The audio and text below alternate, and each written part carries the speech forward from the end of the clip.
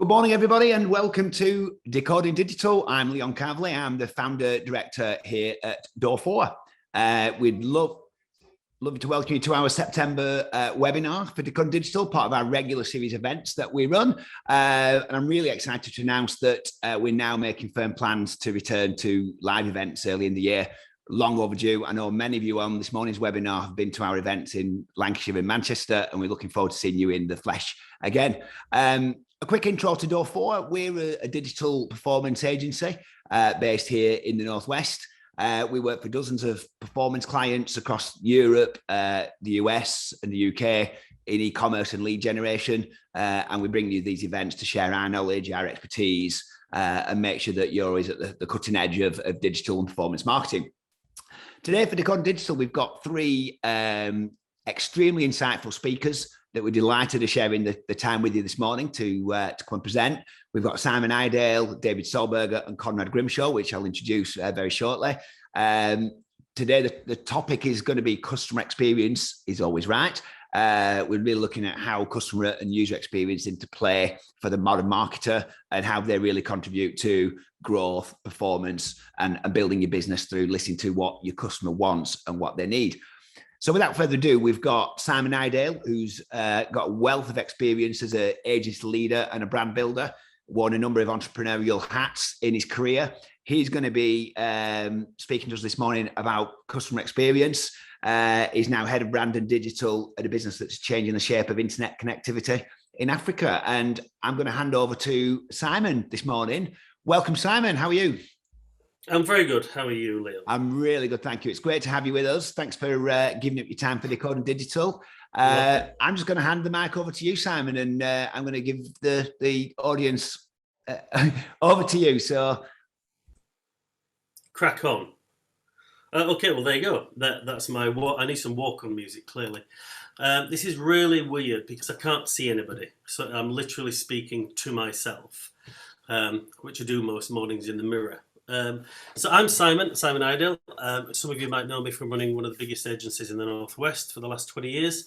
I don't do that anymore. I'm now a consultant and work as head of brand digital for a large internet firm putting internet into the slums of Africa, and have a big app business and various other things.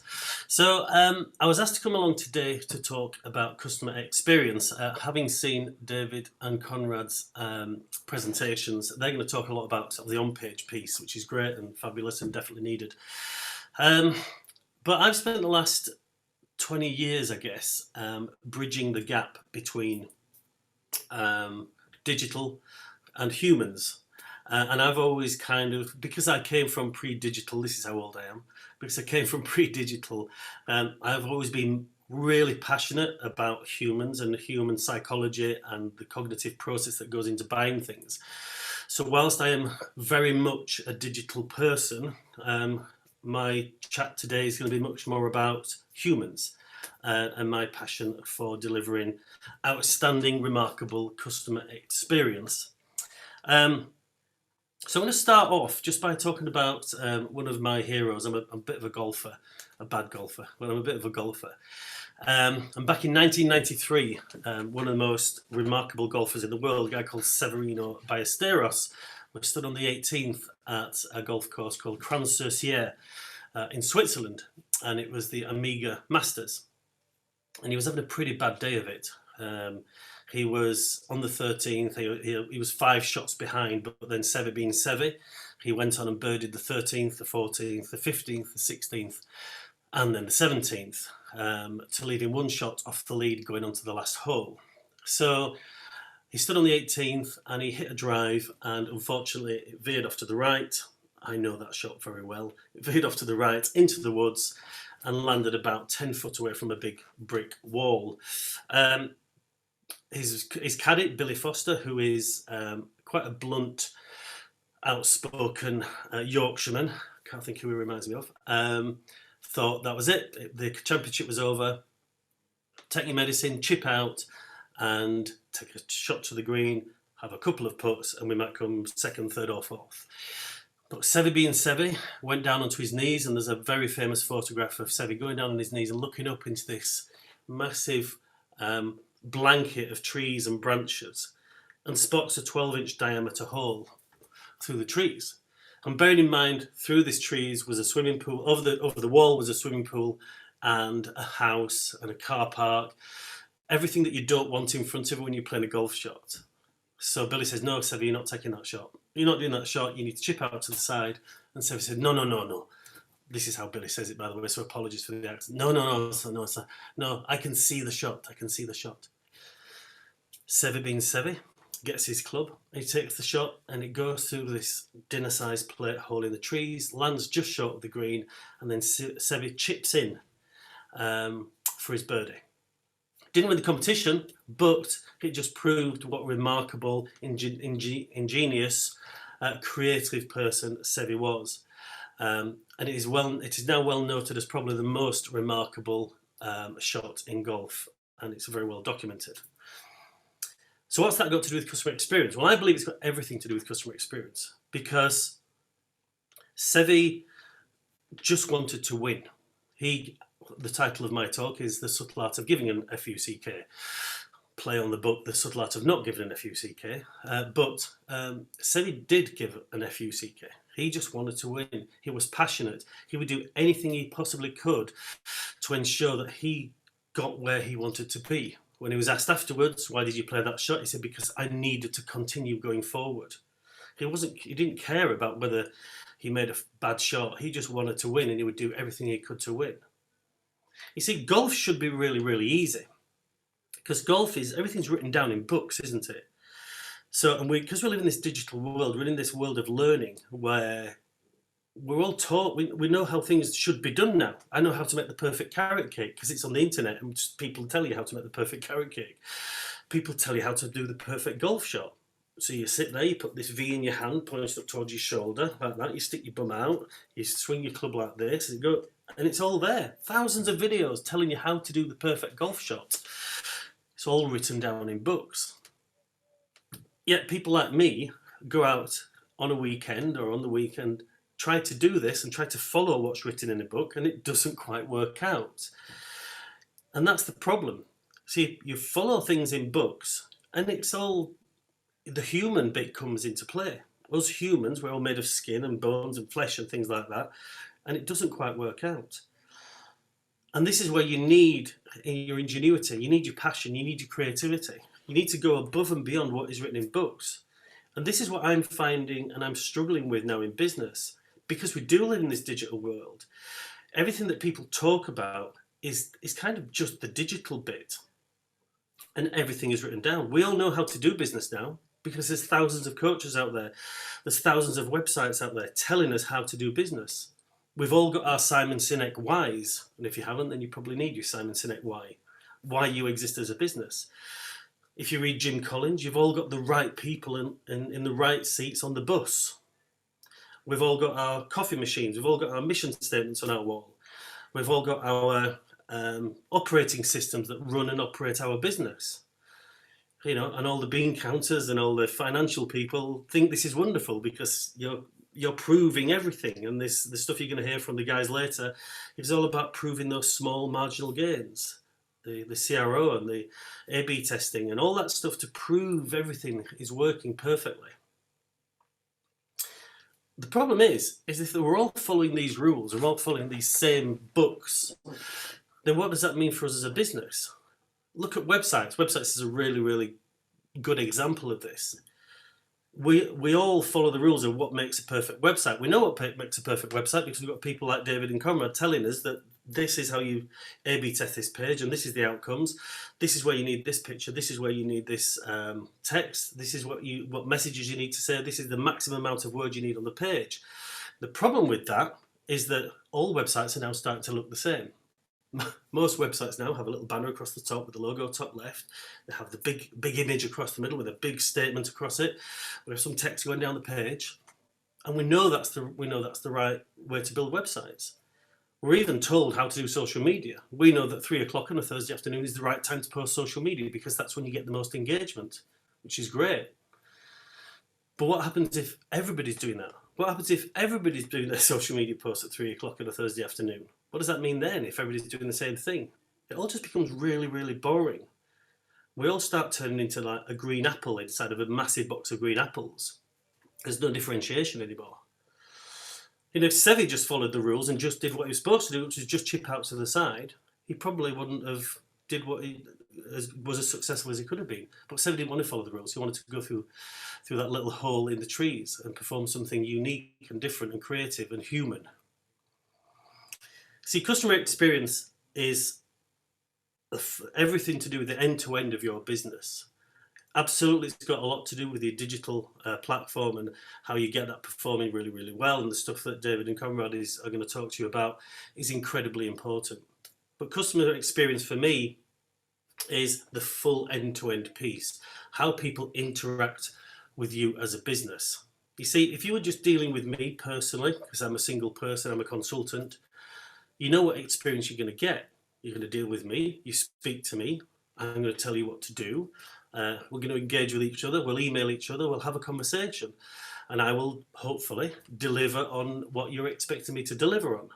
Now, that bundled together is the experience. I haven't got a particularly good website, I've just got me and the brands I've worked for. But my customer experience is dealing with me. The problem comes when you're in a big organisation. How does a big organisation, or even a small organisation with 5, 6, 7, 8, 9, 10 staff, how do they then provide an end-to-end customer experience? Well, in my world, I try to break it down into the 5 areas, because your customer experience comes from your brand, it comes from your marketing, it comes from your sales, it comes from your service, and it comes from your platforms, where platform is your shop or your restaurant or your hotel or your website or wherever somebody engages with you. And because it comes from all of those areas, my belief is that we should be paying as much attention about the customer experience in all of those areas, just as much as we should be paying the attention about the stuff that happens on the page as well. Because that's what business is. It's all about creating experiences, isn't it? So what I'd like to try and do is, as I am me in a one-to-one relationship, businesses need to create a customer experience avatar for themselves. What does it look like to deal with our business? I know what it's like to deal with Simon, but what is it like to deal with our business? We've all got customer avatars that we write, or you should have customer avatars because it's written in a book. You should have customer avatars about your customers, about who you would ideally like to deal with. We want to deal with this demographic profile here, and they drive this car, and they've got this much money. These are their hobbies, this is where they live, blah, blah, blah. Notwithstanding demographic profiling and building out lots of demographic profiles. We all have our customer avatars, don't we? So so that tells us who we want to deal with. But do those people want to deal with us? And that's the question. We don't have anything, or most businesses I speak to don't have anything in place that shows this is what we want to look like to our customer. This is the experience through brand and marketing and through sales and through service and through platforms. This is the experience, this is the avatar that we want people to see and want people to interact with.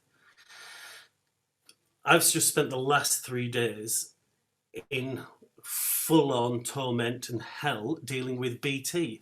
I've never, ever had a good experience of dealing with BT. My experience of BT is one of absolute and utter shock and horror. I hope there's nobody here from BT. Their customer experience avatar to me is like awful. I don't want to deal with that person, so I don't. So I've moved everything to Sky. So what is your customer experience avatar? How are you building everything that you can do into that avatar? Nowadays, we can investigate everything about our customers. We can look into their buying habits. We can look into all the intelligence, the artificial intelligence. We also need to do that for ourselves. We need to understand who we are as a business and deliver a customer experience on all of those different areas. See, customer experience to me can't ever be sort of brought down to one simple single thing. As I said right at the start, I used to run one of the largest digital agencies in the Northwest, and we did lots of split testing, multivariate testing. We did lots of on-page optimization. We did lots of CRO. We did lots of analysis. We did hundreds of thousands of pounds worth of PPC, paid media advertisements. We did all of that stuff, yet we didn't do anything for ourselves. I ran a really successful business, a multi-million-pound business that was very, very successful, yet we didn't spend a penny on advertising. We didn't have any salespeople. We had no sales strategy. Our website was really poor. Our marketing was awful. Door4's marketing is really good, by the way, but our marketing was really, really awful. We didn't do anything in social media at all. I think our last post was 2 years ago when I left the business. And the reason we didn't do any of that is because we didn't need to do it. We were a perfect example of shoemaker's shoes. Yet, every year, we would turn away hundreds of thousands of pounds worth of work.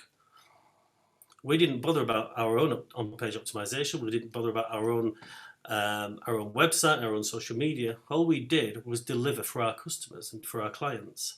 We delivered experience, and the experience that the customer wanted. Experience really is what a customer gets from you as a business, and we delivered that. People don't come to a business like ours to buy what we're selling. People don't come to a marketing agency to buy marketing. They buy the outcome, don't they? They buy what they buy leads. They want leads, they want sales, they want growth. People don't buy a bike because they want a bike. You don't want to buy a bike. Bikes are useless. They're just a piece of metal with some rubber. They don't even stand up. Bikes are useless. You don't buy a bike because you want a bike. You buy a bike because you want to get fit. You want to cycle around. You want to be able to get to the shops. So in our agency, all we did was deliver on what our clients were expecting. And because we were so successful in a particular sector, everybody wanted to work with us. It didn't matter what our website looked like. It didn't matter what our marketing did. It was all about whether we could deliver what we promised to our clients. And if you keep delivering customer experience, then that equals more sales, doesn't it? Customer experience equals sales. And you have to keep delivering customer experience, because in this world we live in nowadays, it's really, really easy for customers to change their mind, to want to go to work with somebody else. Everybody's sat there, if you're in a restaurant, with the hands on their pockets, ready to pull out their phones to say, this was a really, really bad meal, I didn't like it. Oh, look, there's gravy on the wall. And that's the world we live in. We live in a world of reviews. So you've got to get your customer experience right. So, look, I'm not saying that we shouldn't have processes and we shouldn't have things in place and we shouldn't have models and methodologies and stuff to keep the business and the business running, but you have got to be able to not lose sight of the fact that businesses are human, and to create good experiences you need that human input. I know a really, really successful business. The company was really successful. It had a really sort of flat structure. Everyone had loads of autonomy to do what they wanted. They were all driven by the same mission for success and to drive forward. And the owners of the business left the company, and another business came in and took over. And that company implemented a very famous operating system for the business, which then put systems in place, methodology in place, rules and responsibilities, and made everything incredibly strict through the entire business. And within 3 months, 90% of the staff left the business. And then after that, about 2/3 of the clients left the business. And that's because they put an operating system in place. Not saying that you shouldn't put an operating system in place, but when it gets really restrictive, I don't think it really helps. The roles and responsibilities came into play, and all these people who had autonomy, who were fighting for the same cause, were put into a box. They were put into a box because that's what the book told you to do. That's what the operating system told the bosses to do. Oh, look, if we put them in the box and we give them these roles and responsibilities, then that's how business should work, right? Because it's written down in a book. No common sense, no passion, no creativity, no ingenuity, no flair, no innovation, no thinking out the side of the box. That's not allowed. And that's a real shame, because humans want to be successful, humans want to be creative, humans want to be inventive. From a really young age, as kids, When we're babies, you know, we say our first word, mummy or daddy or whatever we might say, and everyone claps and says, oh yeah, whoa, look at that, like take a photograph, let's share that photograph to all of our friends. He said his first word. Wow, I love this feeling. I'm going to do more of that. Hey mummy, look, I can walk. Yay, lots of round of applause. So from a really young age, as humans, we want to do things, we want to be creative, we want to perform. And by putting people into these boxes, it restricts their performance. I used to run an agent that my agency was fully autonomous. People were allowed to do whatever they wanted to do. We didn't really even have a start and an end time of when people came in. People all fought for the same thing, which was for our business to win. Like Sevi, all we were bothered about was continually pushing forward. If I ever brought any processes into the business, my business partner Steve would go, we don't need that, we just use common sense. And he was right. Every time we tried to bring something in, Steve would reject it, much to my frustration, but he was right. We didn't need that. We just needed to deliver on what we wanted to do as a business. We had to deliver fantastic customer experience. We needed to deliver value, and we needed to deliver on what the customer wanted and what the customer paid for, which was sales and growth. I went to Harrogate a couple of weeks ago and went to Betty's Tea Rooms. I don't know if you've ever seen Betty's Tea Rooms. And I was intrigued because we got there at 9 o'clock in the morning and there were people queuing all the way around the block for Betty's Tea Rooms. So I thought, oh, we'll go and have a see what it's all about. See what the fuss is about. And it was impeccable. It was fantastic. It was amazing. They all come to you. They're all smartly dressed in the black and white outfits. They've got gloves on. They come and serve you tea in beautiful china cups. And the whole experience is wonderful. And you can see why people queue around the block. Came out of Betty's Tea Rooms and directly opposite is Cafe Nero. So I went across to Cafe Nero and I just noticed that on the window of Cafe Nero was all this, what looked like ice cream, all spread all over the window. So I thought, oh, this will be good. This will be an interesting thing to use in my talk in a couple of weeks, i.e. this one. So I went into the member of staff in the shop and I said, excuse me, I don't know if you know, but your window over there is covered in ice cream, I think it is. And the response back was, oh, I know, I've been trying to get somebody to sort it out for days. Clearly it wasn't in her job description to clean that window. And I think this is what happens in business. People just fall into the trap of following the rules, reading the book, doing everything that the book tells them to do, sticking people into boxes, and not having the ingenuity, the creativity, and the passion, and the thought to do something outside of the box. And that is pretty much the key thing for me in business, is to allow people to do that and to be creative, and to take that shot through a dinner-sized plate hole in the trees. I'm just going to leave you with one little story now, because I think it's my time up. I'm going to leave you the story now about my bank manager, who is retiring actually this week. So David Carsey Black from Handelsbanken. So I was introduced to Handelsbanken several years ago now. Business people that I knew said, use Handelsbanken, they're fantastic. They're a proper old school structure where you have proper bank manager who you can ring up and you can speak to, so none of this computer says no thing. You can ring up, you can speak to them, and immediately they'll just call you back, and he has sign off on £1 million. So if you want to borrow any money, just ring him up, and because he knows your business, he knows you, he just says, yeah, you can have that, go away. Perfect, great, we'll use him. So I went to Preston train station to get a train to London about 3-4 years ago now. Got to the train station, realised I'd forgotten my wallet. I had no wallet with me. So I didn't have my ticket, so I had no way of paying, and this is in the days before you could use your mobile phone to pay for things.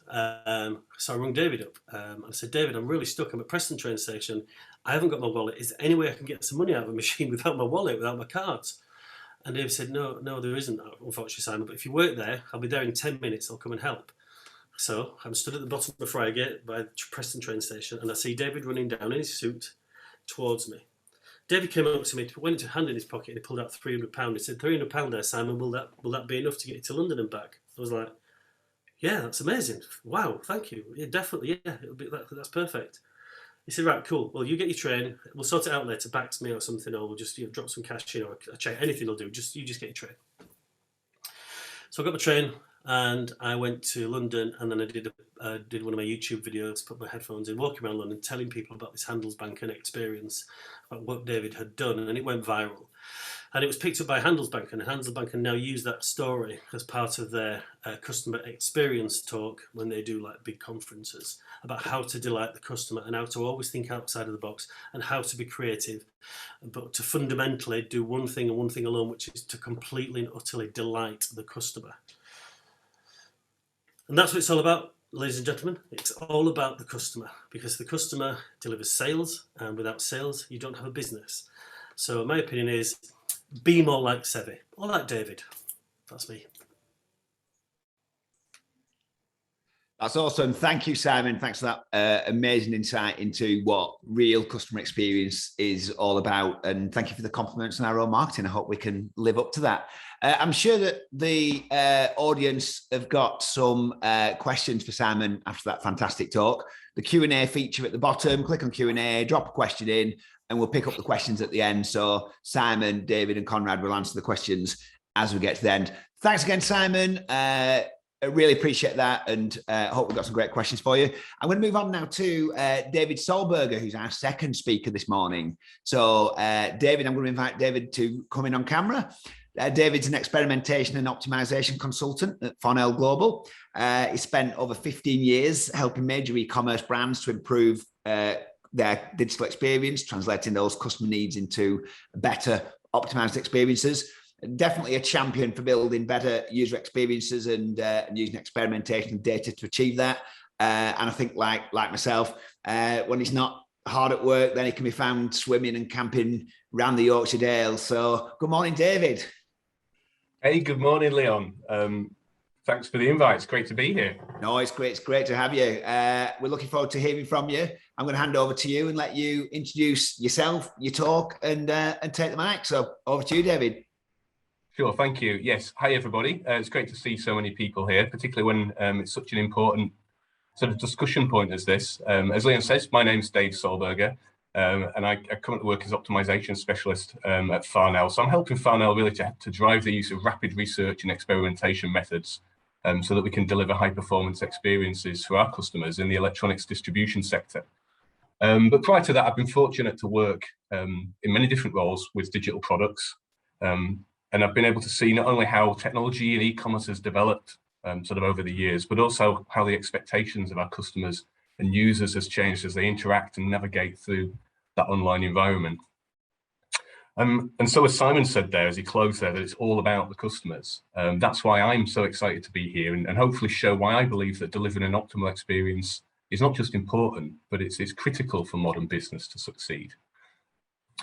So I'm going to share my screen, if I can sort the technology, and hopefully just walk through a few slides and a few thoughts that I've got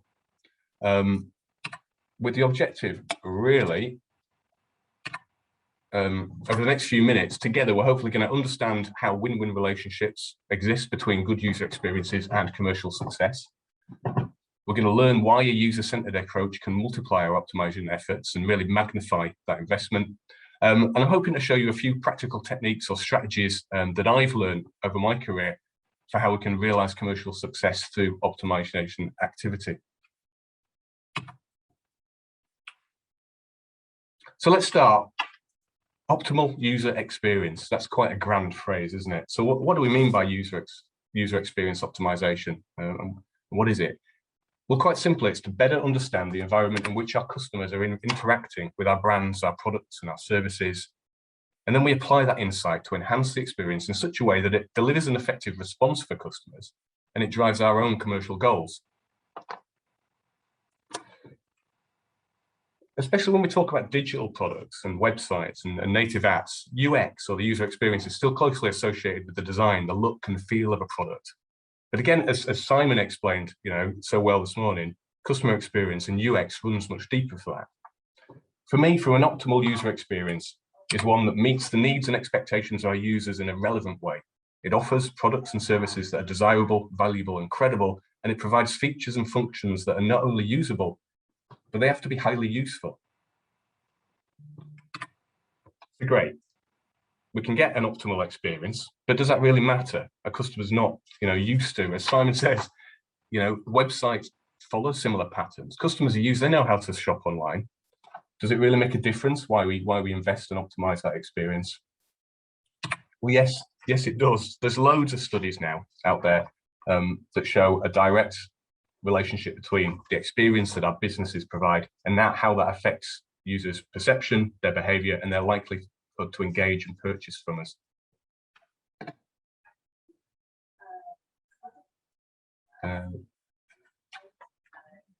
May I check? I've just seen a chat. May I check that people can see my screen appropriately?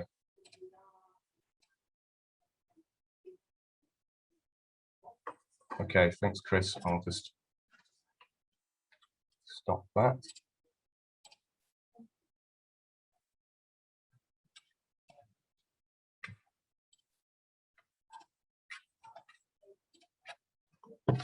Apologies if people weren't seeing you've missed all the incredible animations and visualizations that we had there, but I'll continue. Hopefully you get in the gist, and what you're seeing on screen here is just a few stats that are pulled together from some recent studies and those that are perhaps a little bit older that show this direct relationship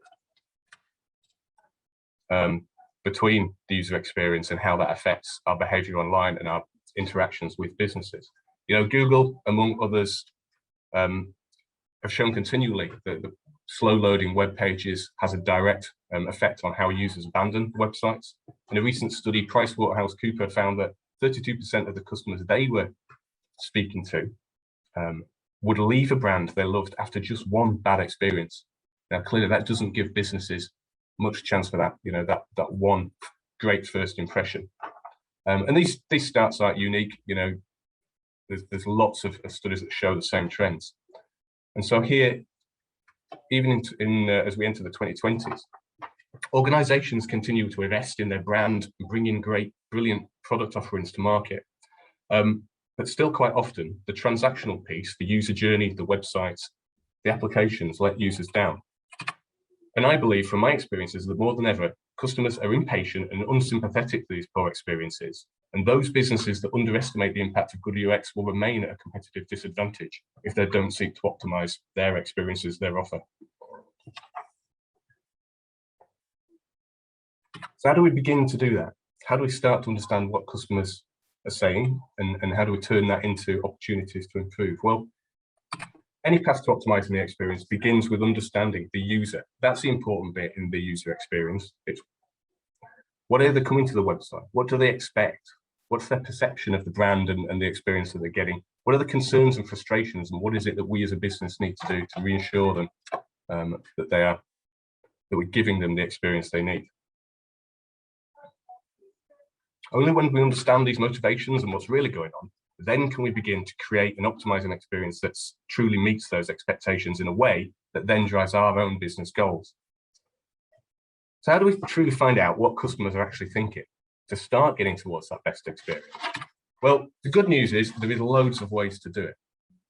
We want to speak to customers, of course, and watching them is even better. If we can observe customers interacting with our products, our websites, our apps, customers don't always articulate and tell you what they're truly thinking. They tell you kind of what you want to hear, and they don't tell you what they're internalizing subconsciously. So by watching them on the websites and interacting, and this doesn't have to be done, through formal usability studies. We can do this informally and just sit down with people and actually get those devices in front of us. But outside of the more formal user research and usability, there's loads of other sources available to all of us. We can all engage sales teams, hear what customers are saying over the telephone, and our offline agents or salespeople that are out there in the field. Now, this might sound common sense, but how many businesses are actually doing that in a way that we're collecting this information, gathering it and collating it so that we can take those insights and actually use them to improve rather than just listening at the periphery of these conversations? If you've got live chat facilities on the website, it's easy to get set up these days. Let's dive into those conversations. What is it that customers are really highlighting as the pain points and the barriers that are stopping them moving from point to point or page to page as they navigate through the journey? The methods and the tools for adding surveys or feedback widgets onto websites, these are much more accessible and less costly than ever. And so I urge all of us to seek out these opportunities to uncover barriers to sale and opportunities to delight customers. And just to reinforce how I guess, how important this part of the process is. A large part of my day job at Farnell and elsewhere is to help the teams at Farnell run experiments really quickly so we can deploy changes in a controlled way. We run A/B tests where we show, some of our audience one version of a page and another audience different versions of the page, and we can measure the difference and we can see how that improves them. We understand what works and where we can put more of our efforts into. But importantly, we learn what doesn't work, what areas are less likely to move a needle, and so that we can pivot and make sure, again, our investments and our attention are focused on those areas that do have a proven effect. Using this type of method of experimentation allows us to measure effectiveness in a way that gives us a sort of continuous growth and continue to grow over time. As part of this, I've recently been working with a guy called Chris Stroud from a company called UserZoom. Now, UserZoom provide online tools and services for running some of this feedback gathering, for running surveys or speaking to customers.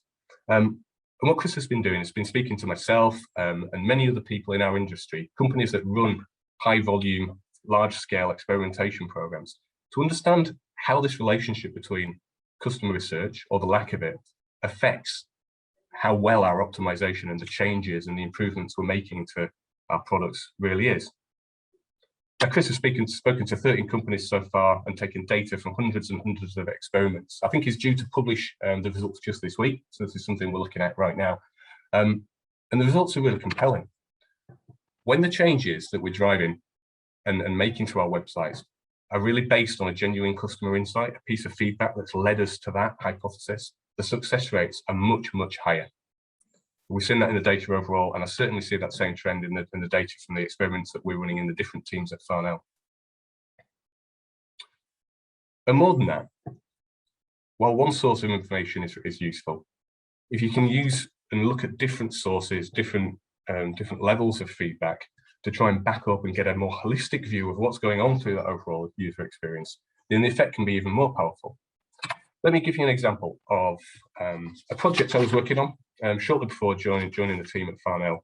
I was working with a holiday company, and we had a project to look at the product pages for these holiday properties to understand how we could better help customers make a purchase decision, decide whether the properties were right for them, whether that was going to give them a great holiday experience or not, and hopefully move through and book that holiday.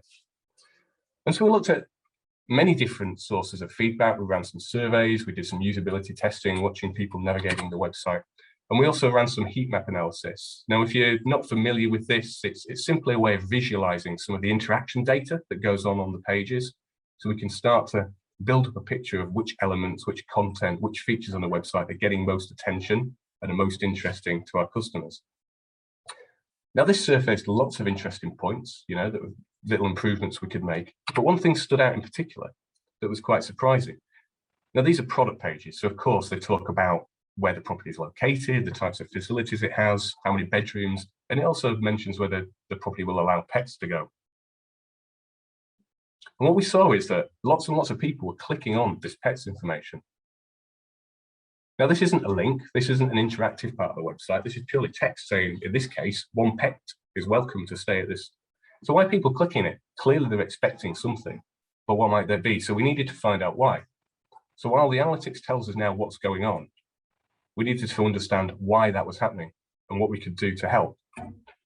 So we simply asked them, by building a little bit of code that recognized when people were clicking this link, we were able to pop up a box. Got a simple piece of text that asked them very directly a question. We don't know why you're clicking this link, but we'd like to find out. And so we asked them, what is it you need from here? What more information could we give you to help make that purchase decision? And people had, responded to this really, really well. Clearly, it was very welcomed, and it was a real mix of information. So in this case, the property allowed one pet. One customer said to us, well, they were clicking it because they knew it accepted one pet, but they had two really small dogs. And could two really small dogs be the same as just one? Other customers told us that they needed to check the facilities would be suitable for their particular requirements. Their pet had special needs they needed to cater for. Maybe they needed an enclosed garden or a particular layout. Other customers wanted to understand whether there was additional charges and costs, and that became a real friction point and a cause of concern. And so by simply digging into that problem a little bit, we immediately surfaced a number of really key frustrations and barriers to conversion at this point, which were very easily solved. So by bringing that information onto the page, by immediately addressing those concerns, the outcome stood for itself. The business saw double-digit growth in conversion through the funnel for these pet-related orders, simply by understanding a simple problem and then doing a bit of work to try and uncover what that problem was all about. So if we know how to start understanding what users need and what they want from the website and to feed into the changes that we make, how do we then start to decide, well, which ones are actually going to potentially make a difference? Yeah, we can improve the user experience, but we want to do this in a way that, you know, also delivers a benefit for our business in commercial terms. And these changes need to move the needle. So one way of doing this is to consider the type of changes that we need to do, whether they're incredibly disruptive. You can see on the right-hand side of this diagram here, the types of changes that can make a real difference, new product launches, very different business models. As Simon said earlier, websites and experiences, digital products do tend to sort of, you know, gravitate towards typical patterns and the best practice approaches. But if you can differentiate and bring in different ways and new unique ways that solve customer problems in a different way, they are proven to often have a very real chance of making a very big difference. These moonshots, though, they can give us decisive and quick answers, and they do have the potential to succeed, but they can be quite risky, of course.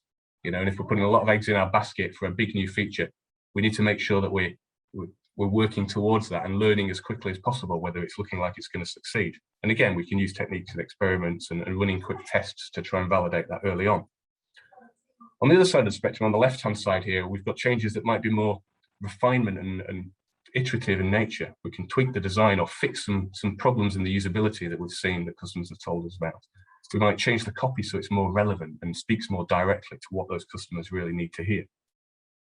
Now, whatever approach we take, you know, to build out an optimization strategy,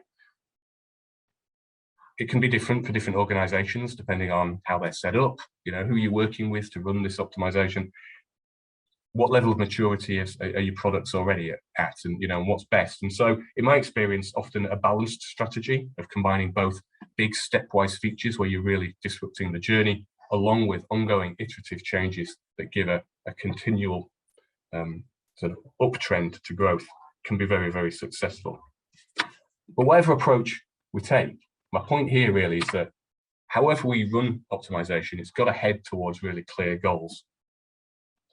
It's going to have really clear goals, and on our path towards it, we need to expect and plan to fail, no matter how good our research is, and no matter how good the solution is that we've designed to solve it. We are unlikely to get it right each and every time.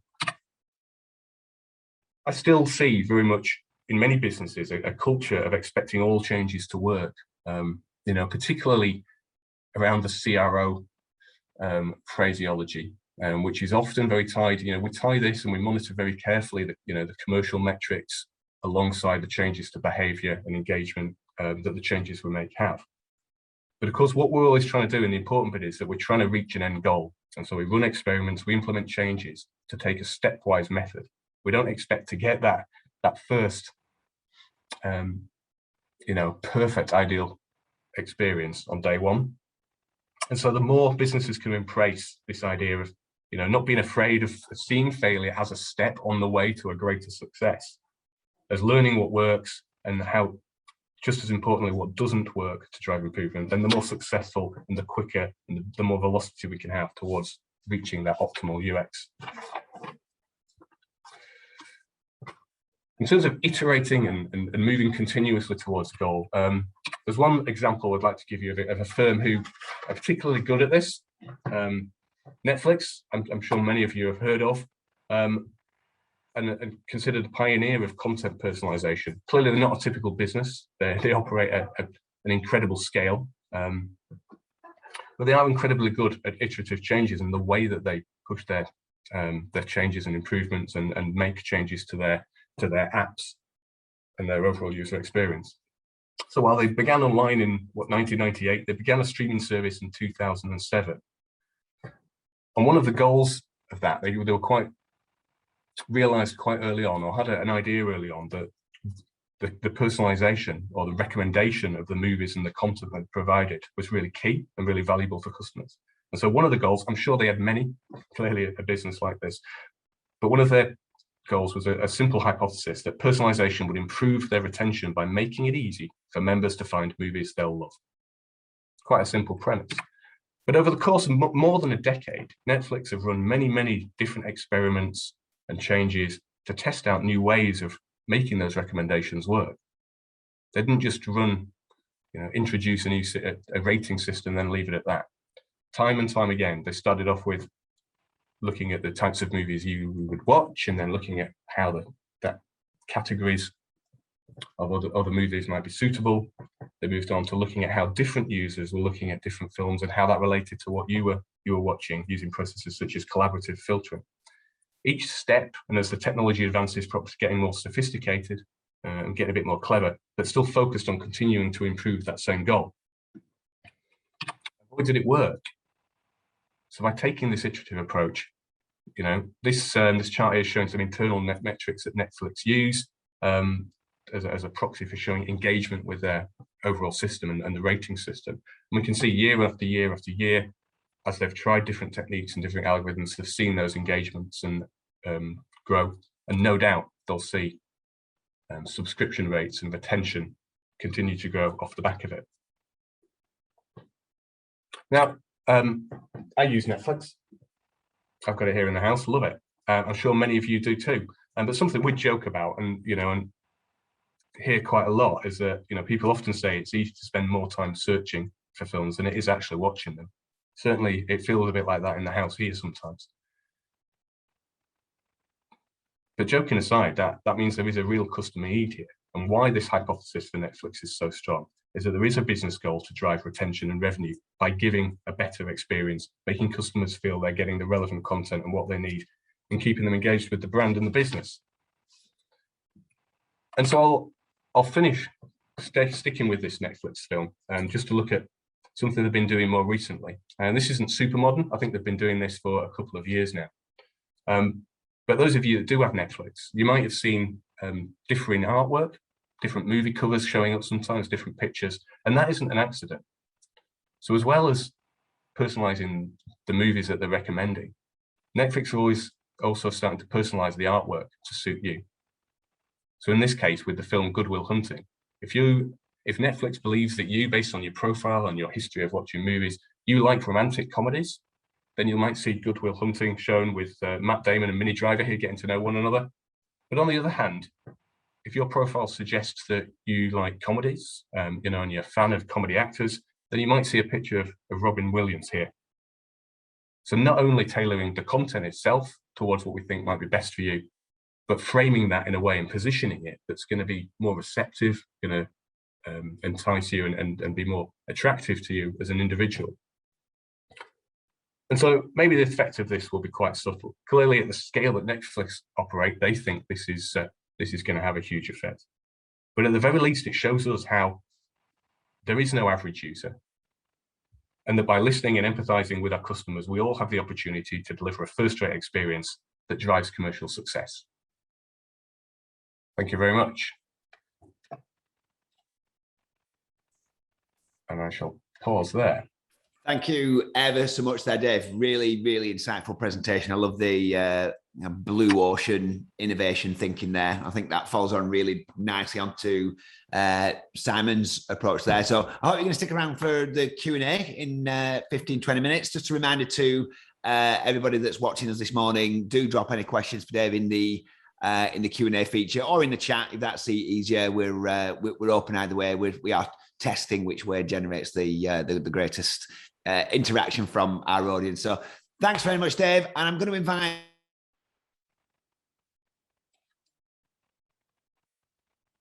Door4's optimization consultant here, part of our optimization team here at Door4, a seasoned consultant working with many of our clients on testing, on platform innovation, on testing and implementing many of the same things that we've just been talking about this morning with Dave. Conrad's joining us from sunny Croatia this morning, so I wish you a good morning. I didn't learn the language, I'm afraid. So Conrad's presence here shows that his passion for user experience doesn't stop at the door for office door. So morning to you, Conrad. Yeah, morning. You can sort of see it's sunny through the curtain behind me. There's not a lot I can do about blocking it up, but I've got the presentation, which I'll... Fantastic. I'll invite you to share your screen with the team, and I'll hand over to you. Awesome. Cool. Yeah, so hello, and welcome to my talk about conversion rate optimization. I'm going to talk through some essential steps to successful A/B testing. So basically how to understand what to test, how to build a hypothesis to improve your testing, understanding how to select what to test first, and stages that you can do to improve your testing. So first of all, how do you know what to test? So the most important part for A/B testing for me is understanding what to test. So you could test things all day long, but basically with no clear indication or direction, you're going to struggle to make any meaningful impact. So if you test useless things, you're probably going to get useless results. Obviously, there's a cost to A/B testing. You use a lot of resources to get it right. There's cost of the tool, there's cost of the people, cost of time. You might use designers, or you may use developers to build the variants for you. So you basically don't want to be testing aimlessly, and deciding what to test is really important. It's essentially problem solving, but in order to design a solution, we have to understand what the problem is first. So for us, we focus heavily on the research. I think it's been mentioned before in the previous talks that finding out about the customer is essential. So we find by doing a lot of research, we understand what the problems are, and then we can go and design a solution to these problems. So yeah, we usually start, with a new client, we do a lot of research up front. Obviously, you need to be constantly doing more research, and it's more of a continuous process. Research is an ongoing process, and it'll change from month to month, depending on, what's happened within your business, and maybe the more you find out about your users and so on. I use a sort of a where, what, why approach. So I use Google Analytics to understand where the problems are. So you want to find the areas of the site where people are dropping off, where the traffic's dropping off. And then this will give you the areas to focus more, and then you find out what the issues are. So that's the what. And for the what, we dive in further, look into analytics, look on web pages, follow heuristic guidelines, use Hotjar, and start assess pages for clarity, any friction, and just if users can feel they can trust the site. But at this stage, it's difficult to understand the why, and that's where the qualitative research comes in. So I think it's been previously mentioned, doing things like surveys, user interviews, and remote user testing, really important. This way you're able to listen to your users and understand their problems. If you focus on the research, you'll basically end up with a whole list of problems. This is a good thing. These problems are your test ideas, which, once you've fleshed them out and start to prioritize them, you'll be able to understand what you're going to be testing. So obviously the next step is to flesh them out. You really need to be testing against a set hypothesis. You know what the problems are, but you really need to define what the problem is so you can create a solution. Every test should have a hypothesis so you can create solutions that directly address a defined problem, and look back towards your hypothesis to see if the outcome of your test resulted, it was a success. Cool. So I really like this guy's way of doing his hypothesis. Is a guy called Craig Sullivan. He's been iterating this hypothesis kit. I think this is version 4. It's sort of a hypothesis framework, which has been improved over time. He's broken his hypothesis to sort of 3 strands. Obviously, we've got the theory, we've got the validation, we've got the outcome. So the theory section is really the key to it. I think obviously this is probably what a lot of our hypotheses may look like, but it's just a really nice framework. It gives you the reason why you're actually running the experiment. So if you're only going to do one part of the framework, it would be the theory section for me. It's just a really simple way of creating a defined hypothesis. So obviously you've got the based on data and research. So this is the observations, the insights, and the data, or the research that was the catalyst for the test. And then we have the change. So we believe that the change is a specific change you're making to the site. And then we have the population. So for population, we've got the cohort, basically it's the audience and the group which the test is exposed to. And then will cause impact. So this is what we expect the outcome to be. So the outcome you believe that change will cause. Obviously, then we've got the validation section. So this is something a bit newer, which may not be on your hypotheses at the moment. But the validation section notes down the specific metrics that you were going to use to measure. And this could be, this could include primary and secondary metrics, such as, revenue or engagement, which you could use to identify what a successful outcome is. Here you could also be noting down any negative effects the test could have. So while measuring success against something like revenue is obviously key, some of your tests could have a negative effect to other important variables, such as satisfaction scores or things like that. So yeah, it's worth mentioning and including it on the hypothesis, I believe. And then we have the outcome section, which is really quite neat as well. It essentially defines what the benefit of the test is in the simple terms and how it will benefit and impact certain areas of the business. So I'm looking moving towards something like this, provide a more substantial hypothesis instead of just a short one. I think it's yours doesn't have to be as detailed as the one here. The bottom line is that you need to be testing some sort of hypothesis to make sure that you're addressing the problem correctly. Cool. So we've identified the issues and fleshed out the idea and created a defined hypothesis. So at this stage, you've probably also vaguely thought about a number of solutions to the problems you have. So at this stage, this is where you want to sort of look at prioritizing. I see prioritizing such a crucial stage that some people skip or rush through. So yeah, just to make sure you're testing, the highest value tests, you need to sort of follow a prioritization framework. You want to be testing the things that have the biggest impact in the shortest amount, with the shortest amount of time and effort, I suppose, because that's where the money is. There's a number of testing frameworks out there, but all work well for different people. Obviously, there's PI, so that's the measure the potential, the importance, and the ease. So basically, how complicated it is to build and implement. Then we have ICE, which is it basically measures impact. Confidence, so do you think the test will work, and ease. And then you could do a general rating, from 1 to 5, which is essentially where you just rate stuff based on what criteria you think works for your business.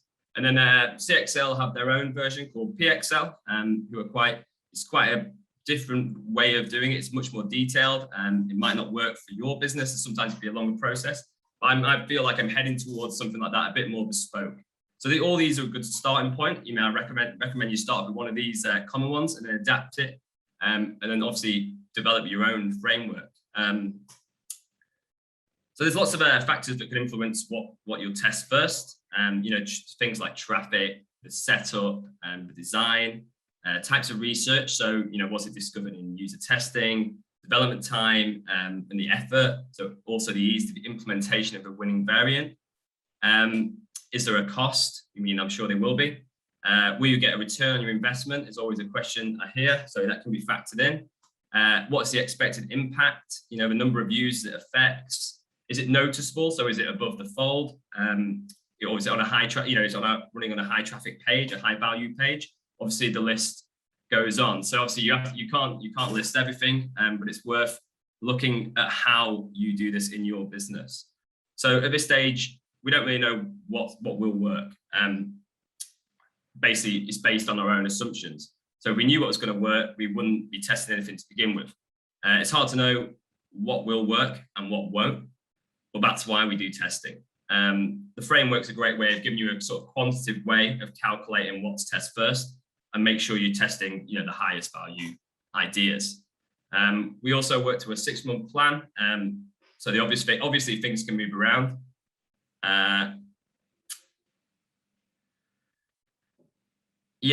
Things can move around if something more important comes in, and that can be placed, and we prioritize within that 6-month period, because obviously lots of good value comes out from that continuous research. In our framework, we also factor in how much time we expect the hypothesis to be, to complete. So, as an agency, time management is quite essential.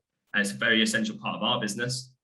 So while it's hard to predict exactly, the more you do it, the better you get at it. Simple as that. So this has like really helped us manage sort of the development backlog, as well as understanding the size of a task at each point. So the planning stage, the design stage, the build stage, so building the variants, and then the obviously implementation stage of a winning variant.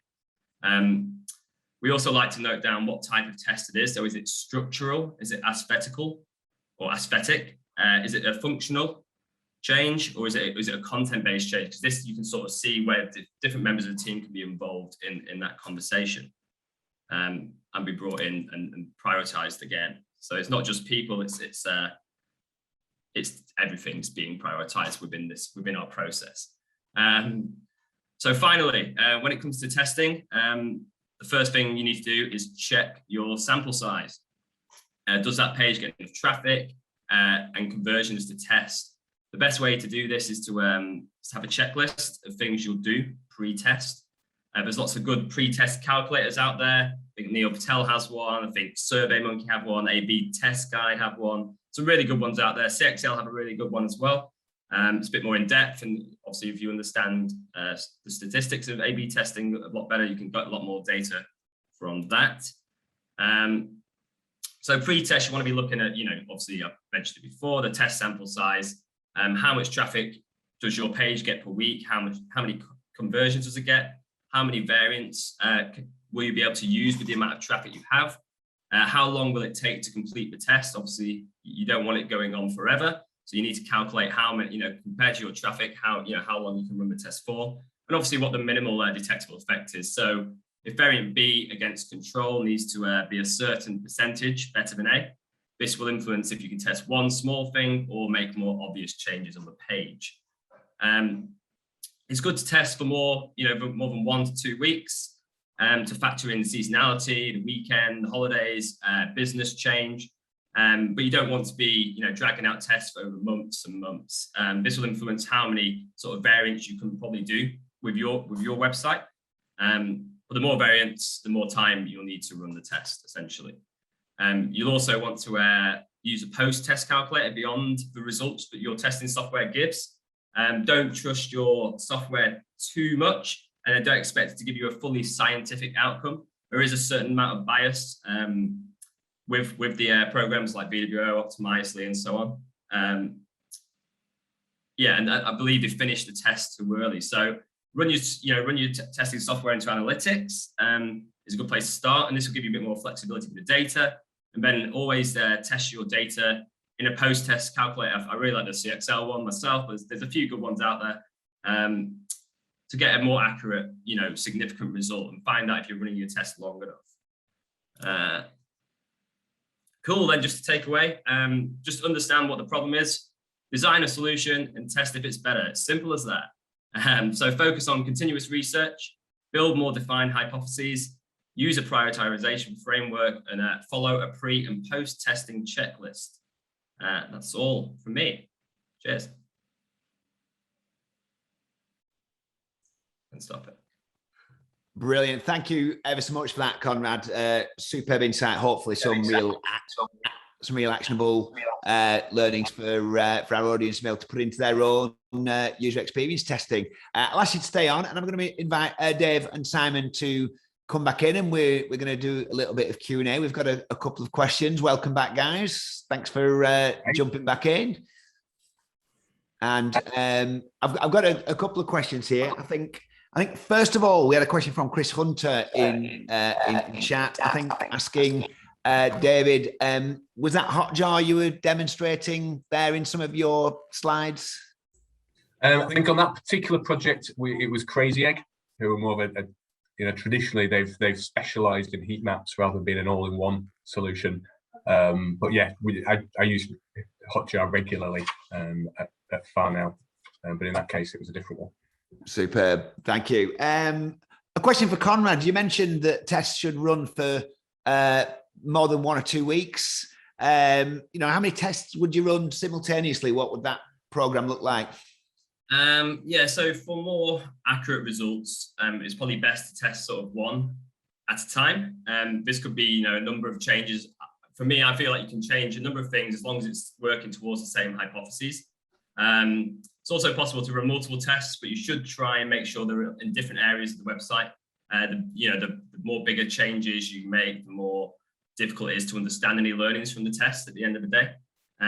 So things that worked, and the things that didn't. So traffic and conversions are usually the thing that holds people back from testing more and multiple, and that's some of the issues we've had before, I think. But yeah, depending on the size of your business, if you're getting a lot of traffic and conversions, you can probably do a bit more testing. It's a difficult one to answer, actually. Dave, do you have any insight onto that concurrent testing program? Yeah, I think the other thing, there's different schools of thought on this. Some businesses are real risk averse, and almost you try and make everything mutually exclusive. So never the twain shall meet, and never let sort of tests overlap. I'm a little less concerned because the real world isn't a controlled environment, right? So I'm less concerned with having conflicts and tests overlapping, because you're looking for a net result on that because again, we're talking about the overall user experience and what's the effect of everything, all the triggers and influences on people. I think sometimes it just comes down to planning out and having a strategy for what you're running next. So making sure that you're releasing tests or running changes that it is logical. So run tests that complement each other or don't necessarily influence on each other in a negative way. Superb, thank you. Simon, you mentioned about the team delivering that experience without worry about process and without worry about operating systems. How would you recommend motivating a team to deliver that experience above all else? Well, so for me, I think that we can get into the weeds of the stuff that the guys are talking about, and please understand that I ran a digital agency, so this was our life. Split testing, Hotjar, Crazy Egg, Visual Website Optimizer was our life. But that was the product. That was the engine. But the customer didn't care about that. The customer has no interest. The customer has no interest at all whether you're heat mapping or not. You might tell them and they might look like they're interested. They go, oh, that sounds great. Look, we're having heat mapping. They don't really care. All they actually want is the sale at the end of it. That's all they're interested in. All they're interested in is that 40-1. You give me £1, I'll give you 40 quid back. So my team was, I'm really, really, really process averse. Maybe it's just because I'm an aging hippie that plays guitar. I noticed David's a bit of an aging hippie that plays guitar as well, so that's good. But I've always been that way. I've always been I believe that everybody in an organisation, is just part of an engine. You take a spark plug out of a Ferrari, it's not going to work. So we always ingrained it into all of the team, and it was part of the job role. It's ingrained into the team that the customer experience is the only thing that matters. If we're delivering delight, if we're delivering value, and we're making the customer really, really happy, then they will come back. But because we know very, very clearly that if we don't deliver that, they just move. They move to somebody like Door 4, or they move to Soap, or they move to one of the other agencies. So we had to retain those clients, and the only way you could retain them, and don't get me wrong, we did mess up a few times, as most people do, because we're human.